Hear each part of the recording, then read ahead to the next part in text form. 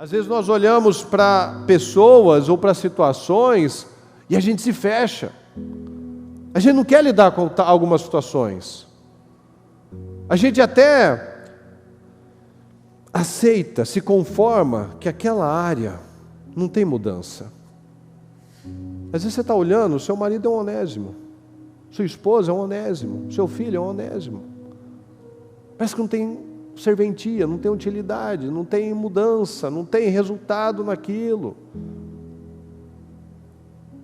Mas é aí que nós mudamos. É aí que nós crescemos. Aí que nós analisamos e trazemos para nós. O outro, quem precisou crescer aqui? Foi o Filemão.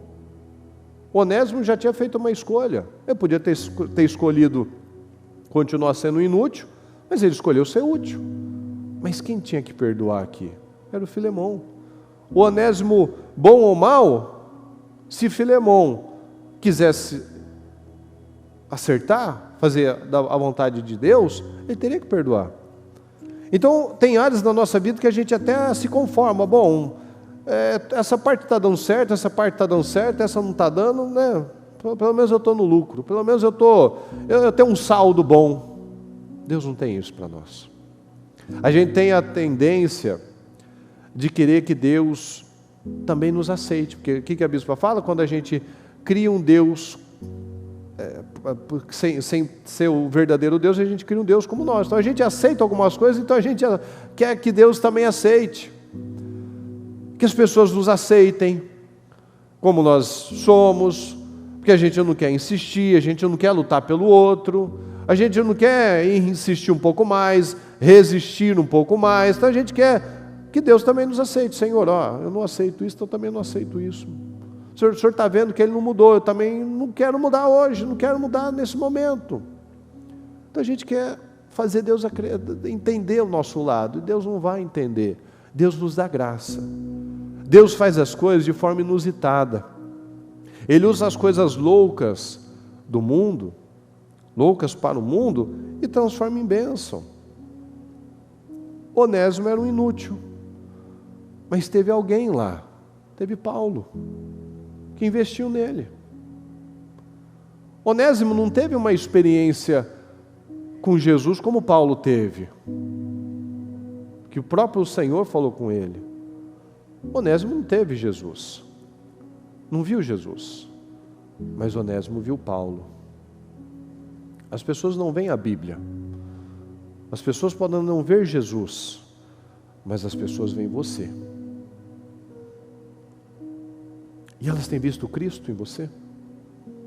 Elas têm reconhecido Cristo através de você? Você tem dedicado o seu tempo, a sua energia, você tem investido nas pessoas? Você tem investido na sua família, no seu marido, na sua esposa, nos seus filhos? Como alguém investiu em você? Como Deus tem investido em você? Como a igreja, como um pastor, como um parente já investiu em você? Será que você tem retornado em forma de gratidão, de bênção na vida das pessoas? O que nós temos plantado na vida dos outros, nós vamos gostar dessa colheita? Vai ser bênção ou não? Que é o que a gente está vendo aqui. O Onésimo viu Paulo, ele teve Paulo, e tendo Paulo, ele viu Jesus. Quando as pessoas têm você, elas veem Cristo, elas veem a mudança, porque Paulo acreditou na mudança de Onésimo, porque ele mesmo, Paulo, foi um exemplo de mudança. Então ele acreditou, ele viu, se eu tive jeito, o Onésimo tem também. Porque você sabe como é que era o Paulo.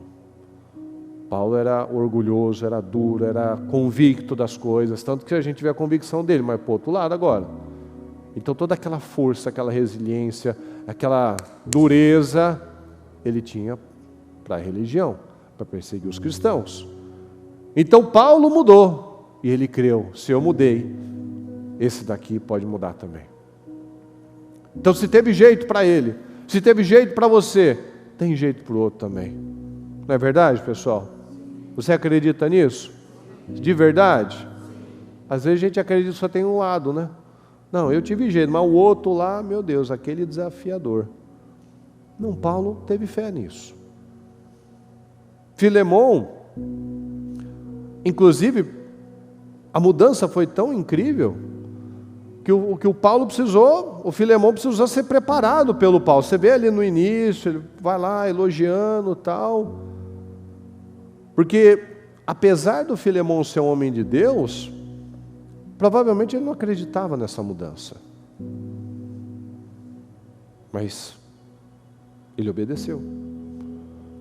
Então, quando nós somos testados nessa zona de desconforto, nós somos treinados para viver o verdadeiro evangelho. O verdadeiro evangelho é o do perdão, é o da humildade. E só consegue agir assim quem é guiado pela fé e não pelos sentimentos, como a gente falou no comecinho. Então, se a pessoa está ferida, está remoendo o passado, é claro que ela não vai conseguir elevar o nível espiritual dela, porque ela já está cheia. A gente precisa se esvaziar para que a coisa certa seja colocada dentro de nós. Então todos nós já fomos onésimos. E Deus quer nos usar para remir as pessoas, para remir outros onésimos. Porque por sentimentos a gente faz as piores escolhas. Por sentimentos, a gente deseja o mal para as pessoas, a gente deseja o pior para as pessoas, que é aquela oração que alguns fazem, né? A pessoa pede justiça, mas no coração dela ela pede vingança. Então ela não está desejando melhor, ela está querendo uma vingança de Deus. Então, por sentimentos, por inveja, a pessoa deseja o mal, a pessoa é maliciosa, ela acusa os outros daquilo que na verdade vem dela. Então ela julga, ela fala, ela aponta, ela critica, porque é algo dela. Então cada um de nós precisa crescer. A maioria dos crentes jogam os onésimos no lixo. Você já não ouviu aquelas histórias de algumas igrejas, quando alguém faz alguma coisa, ninguém cumprimenta ela, ela senta em um lugar diferente da igreja, o pastor fala dela no altar. Em muitos lugares, na própria Bíblia a gente vê isso. A pessoa era curada, o religioso pegava no pé de Jesus. Era o dia errado. E o Senhor pergunta, né? Tem dia certo para fazer o bem, para fazer o que é certo, né? A pessoa está aqui sofrendo, mas ninguém tem misericórdia. Pessoa pesava a vida dos outros. Então a boa parte, a religião vai jogar os onésimos no lixo, mas o cristão não. Porque a gente sabe que o cristianismo, Jesus não é religião, Jesus é estilo de vida.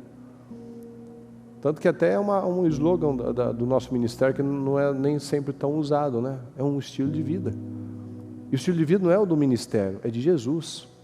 A mudança da nossa vida vem de Jesus, que me traz um novo estilo de vida. Então a maioria vai jogar no lixo. Mas a glória de Deus está nos lindinhos, bonitinhos, cheirosinhos que não erraram, pessoal? Sim ou não? Deus é glorificado quando está tudo bem? Não. Fala comigo, a glória de Deus está na mudança das pessoas. A glória de Deus está na mudança das pessoas. E nós somos, fala, eu sou esse instrumento de mudança.